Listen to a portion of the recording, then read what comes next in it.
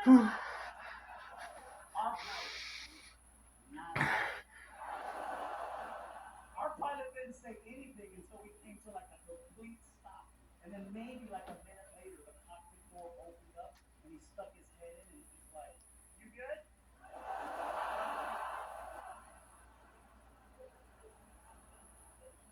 I was like,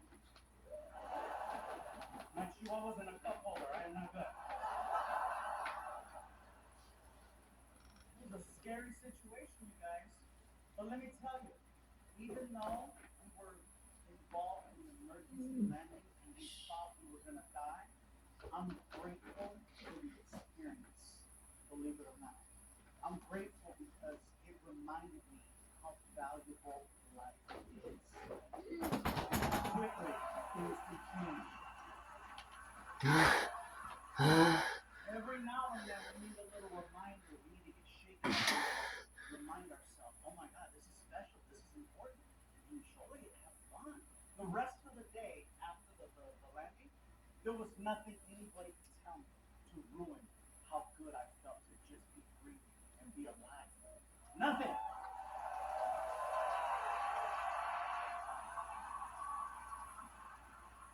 And so that's why I'm grateful for bad moments. And I think bad moments are actually a good thing because we need balance in life. You need to have bad experiences in order to truly appreciate good experiences. Not every day can be the same. You need to have a way to balance. Now, don't get me wrong. Don't get me wrong. Sometimes there's too many bad days in a row. That shit sucks. And that's actually what happened to me. After the near-death experience, I go home to find out that someone broke into my house. Yeah, yeah, I'm like, yeah, that's why you do this shit. The only reason why you haven't heard about it is because the detective told me I'm not allowed to come in California. Yeah, if the guys that broke into my house are here tonight, bravo. That's a flex and a half. No, they broke into my house, and of course, the number one question is, what did they take from your house?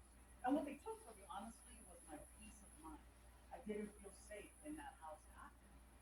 But if you must know, I did everything to prevent a break-in. I had, first of all, a good neighborhood. I had an alarm. I had two camera systems. I had a fence that surrounded the property. I got video footage of the entire robbery in 4K. Oh, that shit is crisp. I saw the guys that broke in, but I could not identify them because they were wearing masks. All I can tell you about the two guys that broke into my house is that they were 19 years old. I know they were 20 because when they jumped the fence, hit the ground, no pain. If that would have been like a 35-year-old with a messed up sciatica, he'd have thought something. So they jumped the fence, they went to the backyard, and they broke the window and got into the kitchen. They trashed my house. Okay? Every drawer open, every cabinet open, everything got pulled out onto the floor so they could sit. Couches were flipped over, cushions were thrown down, and they pulled every single frame off of the wall. And I asked the detective, I said, hey, look, I understand the drawers, even the couch thing, but what's the story with the frames on the wall? Why did they take everything off the wall, but they didn't take any of the frames? Some of that stuff was art. Mr. Relations, you have to understand something about these people that broke into your home. They were not looking for photos or art. They were actually looking for a safe. I said, safe? Yes, sir, a safe. A lot of times in these homes, people will put a hole in the wall, install a safe, and then they'll hang a frame over the safe to disguise that their valuables are in there. Safe? Yes, safe.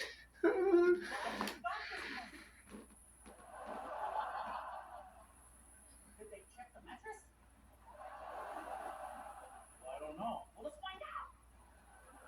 So we walk into the master bedroom. I grabbed the edge of the bed, right? Picked it up, and I was like, ah, stupid!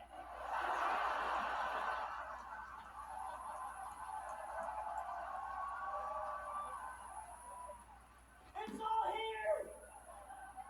Oh my god, these guys had no idea they were robbing somebody more ghetto than them. So at the end of it, they only got a couple of little trinkets from the drawers. And that's pretty much it. They made a mess of the house. They didn't get any of the money. Let me tell you what they did get. They got my guns. Now, I have never been about the fact that I am, in fact, a registered gun owner.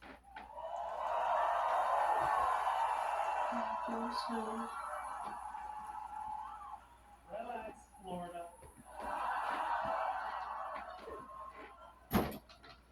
I've never been able to, frankly, it's nobody's business. However, it does pertain to the story I'm about to share with you. I am a I became a gun owner in 2020. Yeah, when we were in the middle of every morning walking the street, we didn't know what was going to happen. I started to feel irresponsible not preparing myself for a worst case situation.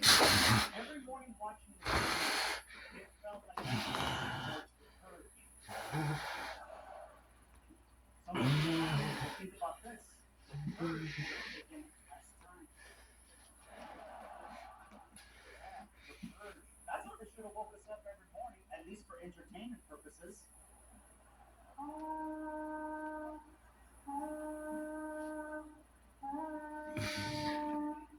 I'd like to thank you for your participation in the pandemic.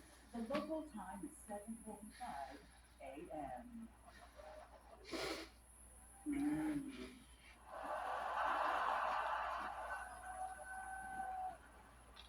Fear is why I decided to buy a gun. I was afraid, and I got no problem saying that. I was scared. We didn't know what was going to happen.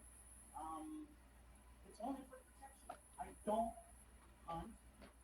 I don't want to hunt. I don't need to hunt. I know there's 3 Chick-fil-A's. I'm good. I don't go out on the weekends, you know. Oh! There's no rank. I still own a Nintendo. I don't need that shit.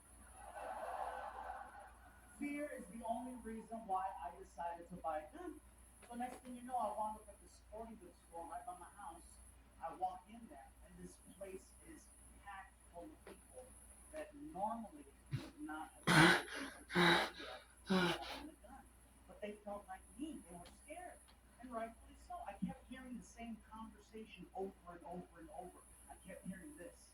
I would rather have a gun and not need it than need it and not have it.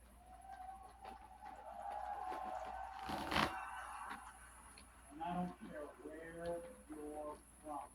That makes a lot of sense.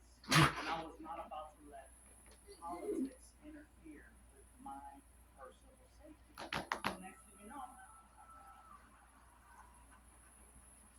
know, I got in line.